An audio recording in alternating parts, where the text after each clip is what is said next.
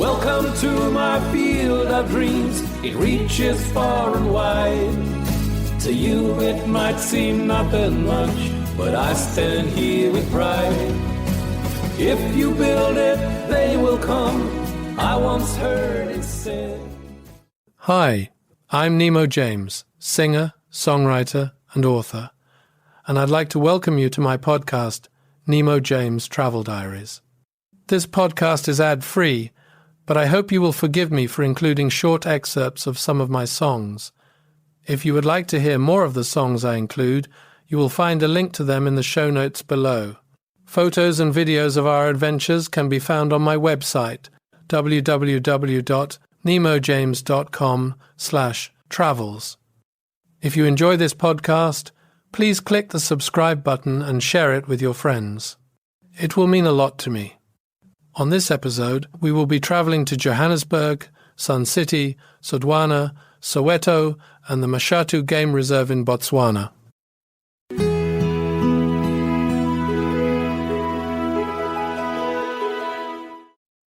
26th December 2004. My younger brother David and his wife Laura moved to Johannesburg in South Africa in 1998 and were very keen for us to go and visit them. We badly wanted to go, but I was working as a network manager in a large college, and it was sacrosanct that my annual holiday entitlement was spent at our house in Croatia in the summer. I had a few days off at Christmas, but nowhere near enough for a long-haul flight to South Africa. That year, in Melini, we discovered that the husband of a friend of ours had recently died. It came out of the blue as he had no health problems and dropped dead during a jogging session. Fair enough, there was zero chance of anything happening to me during a jogging session, but it brought it home to me how short life was, and I decided there and then to visit David, and my work could take it or leave it. David was able to get us a cheap flight on Christmas Day, so after a traditional lunch with my parents, we made our way to Heathrow Airport. It was a weird flight with the air stewards dressed in reindeer antlers and Father Christmas hats. David and Laura met us at Jan Smuts Airport and took us back to their lovely house in a private estate in Northcliffe, which by a weird coincidence was the area where I used to live in 1975. It was a large house with a swimming pool built on a hill with a spectacular view of the surrounding countryside. There was even a self-contained apartment where we would stay and a maid who came daily to clean. As soon as we drove through the electric gates, we were greeted by two Great Danes thundering up to us like horses, and what magnificent creatures they were. Abby was the mother and as fearsome as they come, while her son Boris was as soppy as they come. We loved dogs and made a big fuss of them, although it was a little overpowering at times when they forgot their weight and strength. Being Boxing Day when we arrived, there was lots of food left over from Christmas lunch, so we were treated to a splendid meal of bubble and squeak and an afternoon lounging by the pool in the hot sunshine. Next morning we were driven to the local shopping mall and had a pleasant time strolling around the shops, which included a Marks and Spencer, which they called Woolworths. Everything was so cheap compared to England. After lunch, we returned to the house and lazed by the pool again. Just outside the side door of the property were fields where we took the dogs for a walk. To be more accurate, they ran frantically chasing grouse while we strolled around until they decided they had had enough. There was never any question as to who was in charge. There was a lot of crime in Johannesburg, but the house was in a gated community with armed guards that alerted a private security company if there were any problems. There was an electrified barbed wire on top of the property walls, and being security conscious, David and Laura had even been on an awareness course where they were told what to look for and how to avoid dangerous situations. They also had 2 guns kept in a safe and were well trained on how to use them. Living in that environment is not for everyone, but they loved it, and I can't say I felt threatened at any time. It was ironic that in 1975, when I lived in Johannesburg, most white people lived in the centre, which was protected, while most black people lived outside. When apartheid ended, it seemed that black people flocked to the centre, which became a no-go area because of crime, and white people moved to the outside in protected areas. I hadn't seen David for 5 years, so it was great to catch up and play some tennis with him, which was amusing. I was such an awkward opponent, as I tended to play squash on a tennis court. I was incapable of hitting the ball hard or using topspin and served like a donkey, but I often beat much better players than myself. I could place the ball with pinpoint accuracy and was good at anticipating where the ball was going, which was second nature on a squash court. They had some pretty big storms in Johannesburg, which I suppose had a lot to do with it being at an altitude of 1,700 meters. When there was thunder, it felt like you were right in the middle of the thunderclap. We saw storm clouds coming, but continued to play as they often passed without incident. There was still no rain when suddenly there was a massive flash and thunder almost at the same time, and the metal fencing around the tennis court made a hissing noise.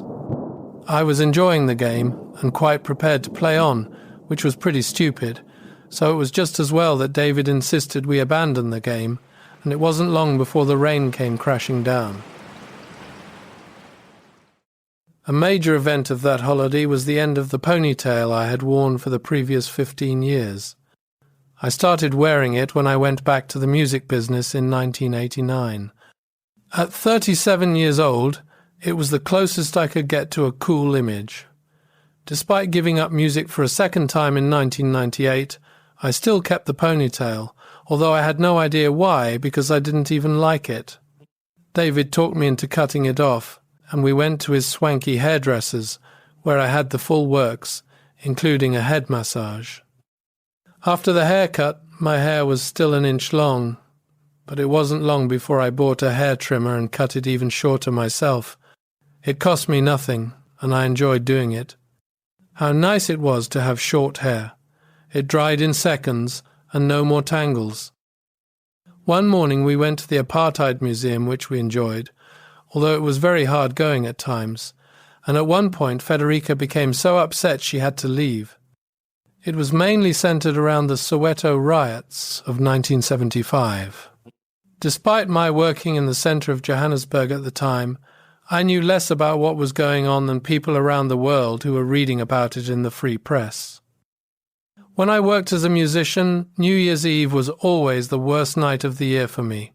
It was great money, but it often involved driving long distances and hard work while everyone was enjoying themselves. At 2 a.m., I would go to the car and scrape ice off the windscreen before driving home with my clothes stinking of cigarette smoke. After quitting the music business, New Year's Eve was better, but it was too expensive to go out, so Federica always organized something at home with the kids, which was good fun. That night in Johannesburg was the best New Year's Eve ever for me. It was a warm evening with a barbecue and David's friends, who all brought something to eat. After dinner, we all sat around the fire pit, watching the flames and waiting for the new year to arrive. We spent the morning at the Johannesburg Art Gallery, which was located in an area that the city municipality was attempting to revamp. I can't say it did much for me, but I rate an art gallery by the number of benches it has to sit on and if it has a coffee shop, so I might not be the best person to judge. Next stop was the top of the Carlton Centre for a spectacular 360-degree view of Johannesburg. It was opposite the Carlton Hotel, which had been abandoned many years earlier, which surprised me, as it always had an international status, meaning there were no racial restrictions. I would have liked to have gone to Hillbrow, where I lived for a few months in 1975, but it was impossible. The city centre in general was so dangerous that when David and Laura took a private tour, they were accompanied by an armed guard, but even he refused to take them to Hillbrow, saying it was a no-go area. After lunch, we all went to the African craft market at Hartbeespoort Dam. There were so many interesting things to buy at such reasonable prices, it was difficult to know where to stop. On the side of the road, there were Africans selling wooden chairs with intricate carvings on a high back. I loved them, and one in particular caught my eye. I wanted to buy it, but it was big and heavy, so it would have been difficult to take home with us. There were lots of people selling things and not many tourists, so when the man selling the chair saw I was interested, he was desperate to make a sale. I asked him the price and was surprised at how cheap it was, but I didn't have enough cash with me, and of course, he didn't take credit cards. I showed him what I had in my pocket, and he ended up settling for that. I felt quite bad about paying so little for it, but it was either that or not buying it. David was able to ship it through his friend at British Airways. I hate bargaining, and I think it bothers me more if I have paid less than a fair price for something than if I have been ripped off. Africa was all he had, but it was more than enough for him. A secret world that they shared, they would fight through thick and thin. To distant lands where heroines were trapped by wicked men. The day was saved by Africa and Africa's best friend.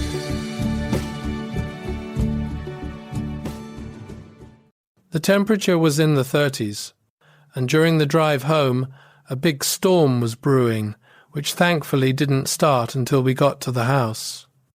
The power went out for a couple of hours, and by the time it came back on, the storm was over, and 38 millimeters of rain had fallen. My Christmas holiday at work had officially finished, so the day came for me to tell them I would be a week late getting back to work due to pressing personal matters. The children were still on holiday, so it was only the support staff who would be affected by my absence. Having worked for British Airways, I knew how important remote access was, so it was one of the first things I implemented when I started working at the college. On the one occasion that something did go wrong while I was away, I sat under a tree in the garden 8,000 miles away and fixed it remotely. We headed off early for the 2-hour drive to Sun City, a large luxury resort and casino in the northwest province. Despite its glowing reputation, there were not enough lockers, but Laura was brilliant at making things happen, and after a short argument with the manager, some lockers and some inflatable donuts for the water ride magically appeared. We changed into our swimwear and started at the lazy river, where we sat on our donuts and drifted slowly along the water through various man-made and not very convincing caves. We then took turns in whooshing down the water chutes, which was great fun. There was a body slide in total darkness, which David and I boycotted, but Federika and Laura had to be dragged away from it, they enjoyed it so much. Next was the giant pool where everyone paddled around gently until a mini tsunami was generated, which crashed everyone together, causing a lot of screaming and laughing. It was great fun, and we spent over an hour in there. After an early dinner at the country club overlooking the golf course, we made our way home playing Name That Tune, where David played music while we had to guess what the tune was from the intro. I am afraid no one else got a look in, as that was part of my job as a freelance musician. At most gigs, the keyboard player played just a few notes, and the rest of the band knew instantly what the song was without being told and started playing along. It was a great playlist which we all sang along to, making it the perfect end to a great day. I will never hear the song Afternoon Delight without thinking of that journey.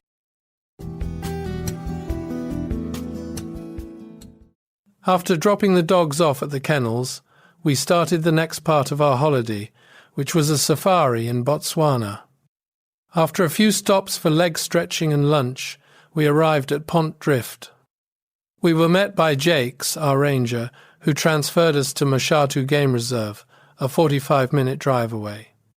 When we arrived at the Limpopo River, there was a cage to take people across when the river was in full flow. That must have been an amazing experience, but as the river was dry, we just drove across.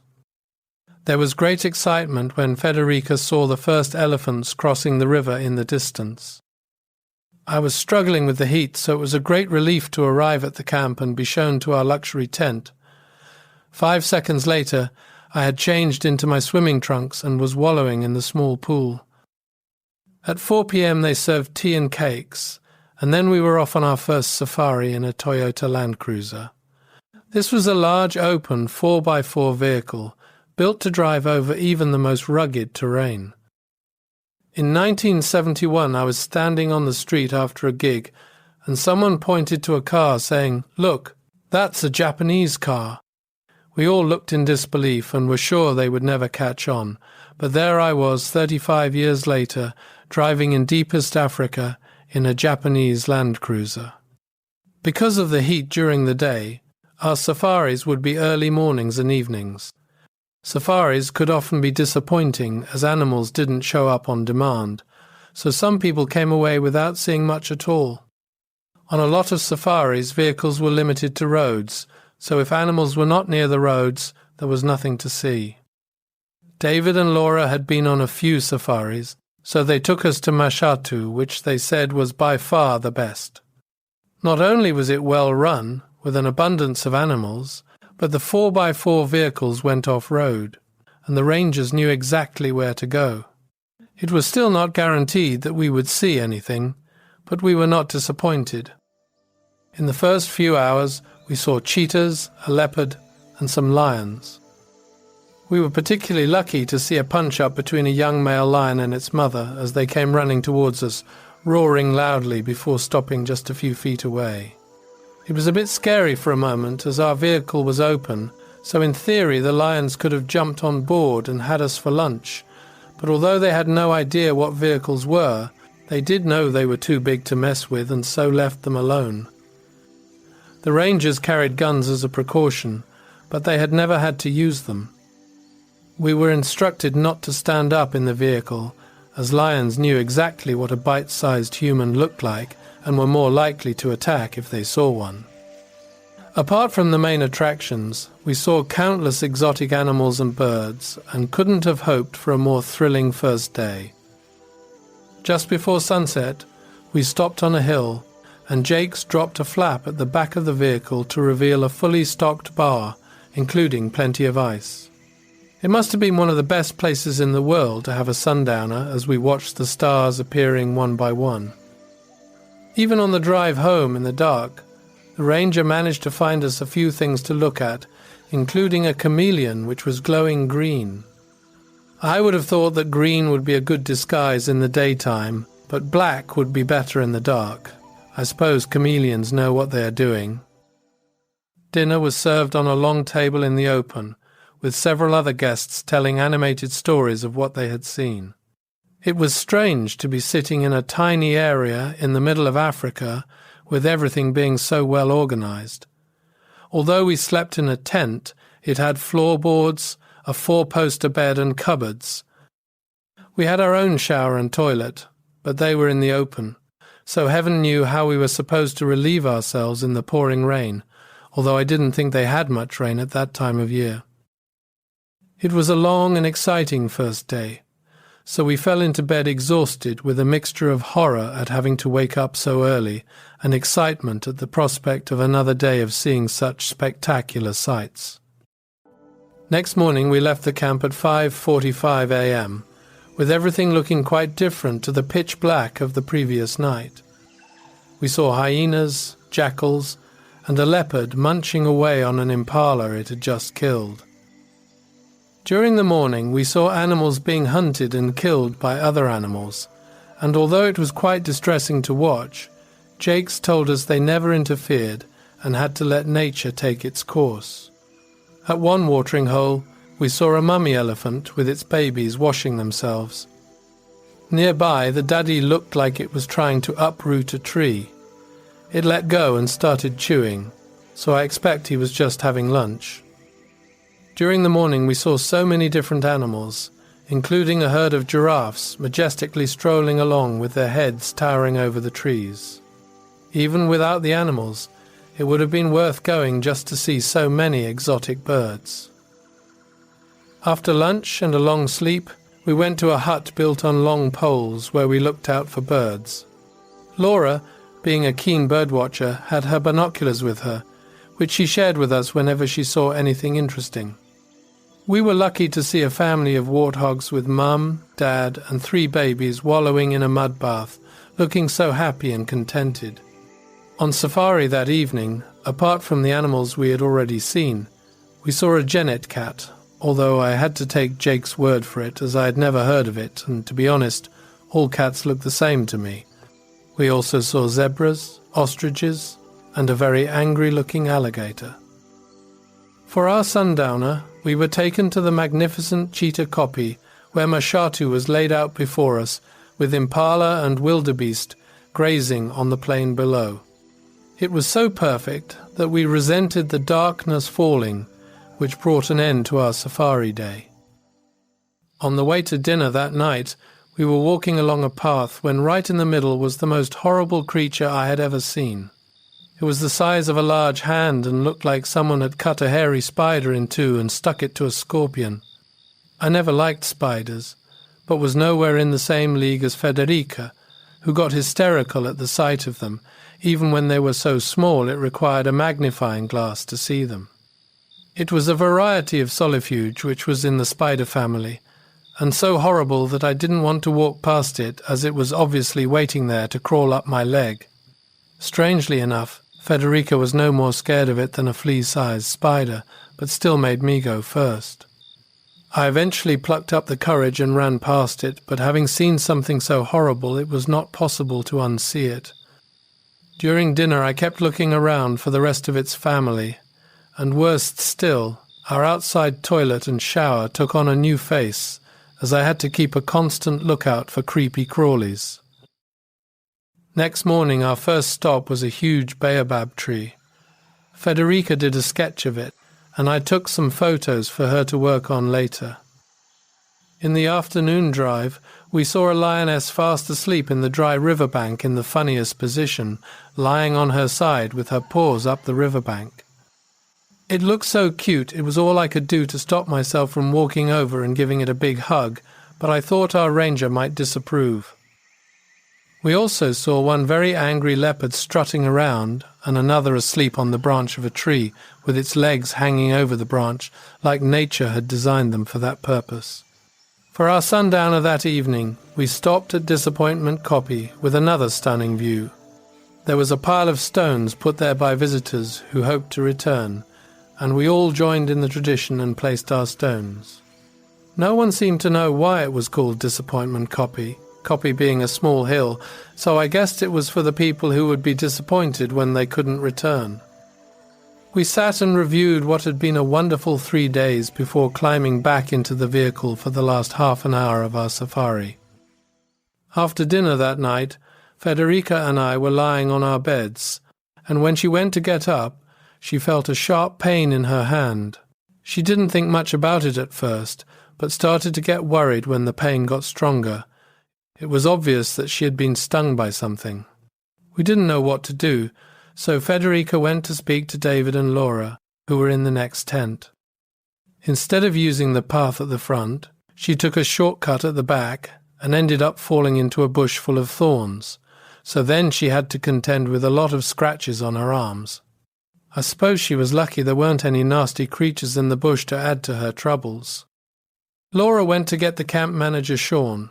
He agreed something must have stung her, but after 15 minutes of searching, he found nothing, so he proclaimed whatever it was had gone, so it was safe to go back to bed. I was not happy, and stated the obvious, that it wouldn't have just disappeared. As no one was doing anything, I grabbed the sheets and pulled them off the bed, and out jumped a small red scorpion. Sean covered it with a glass and placed some paper on top, so it was safely caged. Scorpion stings range from unpleasant to life-threatening, but Sean assured us that it was a baby, so it was very unlikely to be dangerous. He didn't know what variety of scorpion it was, but would research it in the morning. If a red line started moving up Federika's arm, we had to call him straight away, but otherwise not to worry. After a while the pain did reduce, so we went to bed, although unsurprisingly, Federica didn't sleep well. Next morning, Federica's hand was much better. We saw Sean at breakfast and asked about the scorpion, but he pointed to an empty glass and told us that someone must have removed the cover, so it had got away. We had a very interesting chat with him over breakfast. He had studied toxicology in university and was so fascinated by the subject that he had often allowed himself to be stung, and as perverse as it may sound, he appeared to enjoy the experience. Most of the time, he had been okay, but he was so ill from one scorpion bite that he had to be airlifted to the hospital, and even then, it sounded like he enjoyed the experience. With such sweetness I recall the days when I'd come home from school and watch her working quietly in her garden. With calloused hands she gently nursed the flowers of the universe. She looked so happy working in her garden. We left Mashatu at 7 a.m, and by 8:30 we were in our car, heading for Swaziland. We had to reach the border by 4 p.m, which was a bit of a push with so many tractors and other slow-moving vehicles on the road. It looked like we would just about make it when Laura realized she had forgotten the registration documents for the car, so they wouldn't let us through the border. We were so close that we decided to continue and hope they let us through, but suddenly the road turned to gravel, which was not marked on the map, and with our speed drastically reduced, we abandoned Swaziland and started heading in the direction of our next stop, Botswana. It was too far to drive that day, so we were keeping an eye out for a place to stay for the night when we came across a town called Badplaas and saw a poster advertising a resort of some kind. It wasn't until our arrival at the hotel that we discovered it offered a selection of therapeutic thermal baths. It was just what we needed after a day in the car, so we quickly changed and went to see what was on offer. There were 4 swimming pools ranging from cool to scorching hot, with massage jets shooting out of the walls. The idea was to go from cool to hot, which we did until we got to the last pool, which was a ridiculous 49 degrees. David managed it, but it was much too hot for the rest of us. The hotel was rather run down, and someone had the bright idea of having carpets in a resort that was centered around water, so they had become quite smelly. Next morning we had breakfast and were back on the road at 7:30 a.m. There was rain and mist for most of the drive, and as it would have been much worse in higher areas, it was just as well we didn't make it to Swaziland, as the hotel we had booked was high in the hills. We stopped for lunch, looking rather silly in our summer clothes and flip-flops, while it continued to drizzle and was quite cold. It was sunny and dry when we arrived in Botswana, but the forecast for the next 3 days was overcast and rainy. We checked into our log cabin at Botswana Bay National Park, which was very basic, but we liked it, and it ticked the most important box, a nice little balcony to have our sundowners each night. I couldn't remember ever having a sundowner in the past, but it was becoming a habit which I suspected would be hard to break. We took a walk through the forest to the beautiful, white, sandy beach, which was deserted, and the sea was surprisingly warm. Dinner that night was terrible and took forever to be served. David and Laura were very irritated by it all, but it was a pleasant, open-air environment, which for me was just as important as the food or service. When David complained about the length of time it was taking to get served, the manager said words to the effect of, "I know, terrible isn't it, but what can we do?" It wasn't a sarcastic comment, but a genuine attempt to absolve himself from responsibility. It reminded me of Basil Fawlty blaming Manuel for everything that went wrong in his hotel. We were out early the next morning to go to the beach, where Laura, who was a keen diver, had booked a dive. It was drizzling and cold, so all we could do was sit in the car, but an hour later, when Laura returned from her dive, the sun came out. She went for a second dive later, so while Federica was swimming, David and I went fishing with some equipment his friend had lent us. We had to climb over some rocks to get to where we could cast, which wasn't easy, and David slipped and cut his foot on some dead coral. It was uncomfortable, and we weren't catching anything, so we abandoned the idea and went back to the beach to fight with the big rolling waves, which was great fun.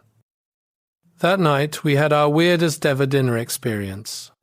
We were invited to dinner by Janice, an old business acquaintance of David's and her boyfriend Lindsay.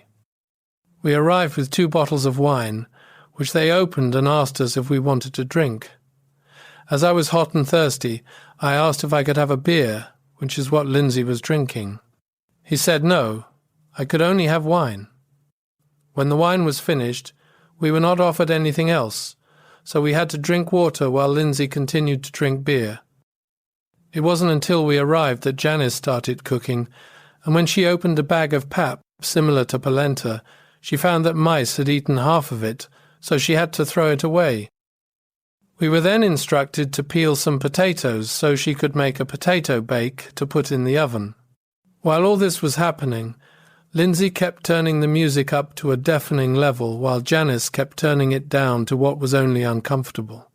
During dinner, their dog went to Laura to be stroked, and she was happy to oblige, but when Lindsay saw it, he started hitting the dog with his shoe for going too close to the table. The final straw came when Lindsay started on a racist rant, saying even the blacks agreed things were better when the whites were in power. The conversation got heated when David called him a fascist while Janice tried in vain to defuse the situation. By then we had had enough, so we left without the customary, "You must come over to us sometime."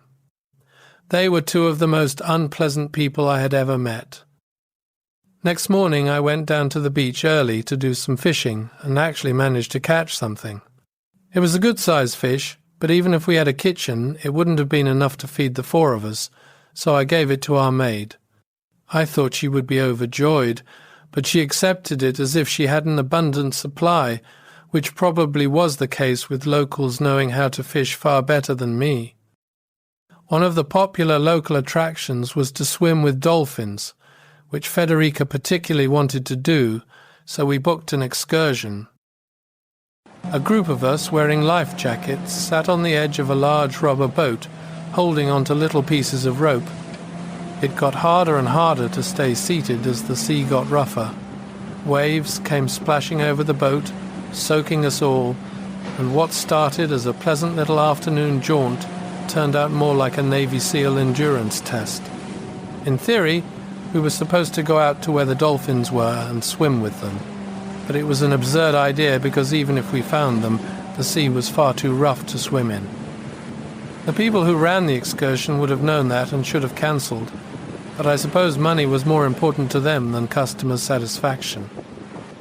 We never saw any dolphins, and after half an hour, not a person on that boat gave a toss. All we wanted to do was get back to dry land. David and Laura always liked to leave early on their travels, so we were on the road by 5 a.m. We hated getting up early, but were happy to go along with it, although it was weird having breakfast 3 hours after waking up. On the way back to the house, we stopped at Rosebank Market in Johannesburg and splashed out on 2 Panama hats. Apart from being very comfortable, the seller demonstrated how they could be folded flat and packed with the rest of the luggage without getting misshapen. It was a wonderful part of our holiday, although Laura was in shock when she saw how much of our alcohol budget was left. Federika and I don't drink much, and in the 24 years we'd been together had only managed to finish a whole bottle of wine on one occasion. It turned out that the 4 of us spent less on alcohol in 6 days than she had on a 3-day trip with her father. During our last few days in Johannesburg, we went on a Soweto tour with Themba, our delightful driver, and his combi van. He was so happy and entertaining, with his favourite expression being "money like dust" when referring to the wealthier inhabitants of Soweto. He must have said it 50 times. There were some very poor areas which looked terrible to me, but Federika had seen worse in Peru, where she grew up. We stopped off at a market where Themba showed us lots of vegetables we had not seen before, and some sheep heads, which I had seen before but usually attached to sheep. There was a caravan which looked like it had rolled down an embankment several times. Its door was hanging off, and on the side it advertised fast food and public phones. It looked like it had been abandoned, but our driver assured us it was still in use and being towed around. We stopped in one area where 5 young children in bare feet were playing happily. As soon as they saw us, they ran over and started dancing. When they had finished, Themba reached into a big bag of lollipops and gave them a handful, which to them was more precious than gold. We wanted to give them some money, but Themba told us not to. Not far down the road, 2 children treated us to a rendition of the South African national anthem while they held their left hands to their hearts. We would have gone on that tour just to see their performance. It was so moving.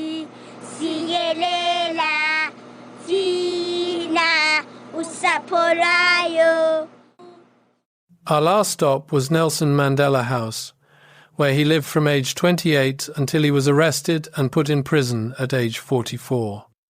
When he was released from prison 27 years later, he insisted on going back to the house to live, although he didn't stay there long.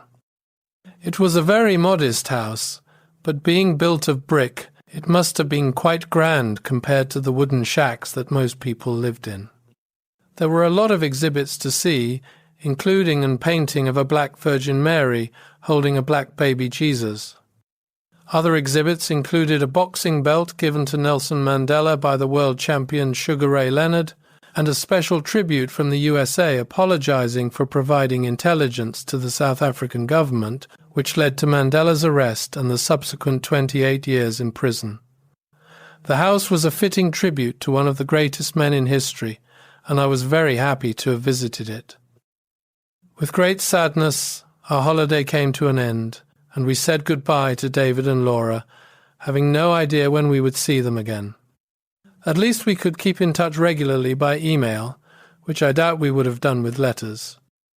Back at work, I was summoned to my line manager's office, where she had to give me an official telling off, but it was obvious that her heart wasn't in it. She was the school's accountant, and they had taken her for granted as much as me.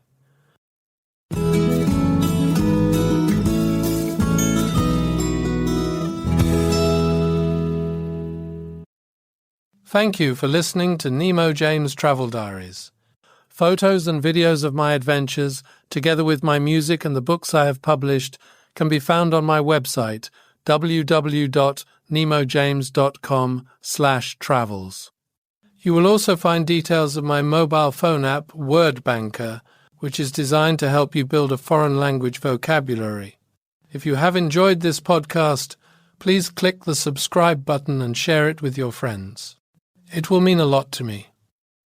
In the next episode, we will be traveling to Brazil, Rio de Janeiro, Paraty, Vinhedo, and Iguaçu waterfalls. Do you like the songs I've sung to you?